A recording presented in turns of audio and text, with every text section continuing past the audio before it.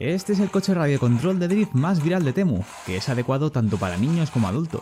Tiene unas ruedas lisas que junto a su potencia te van a permitir derrapar el coche muy fácilmente. Existen varios modelos y colores y además se controla muy fácilmente con este mando de aquí. Usa el gatillo del mando para dar marcha adelante o ir hacia atrás.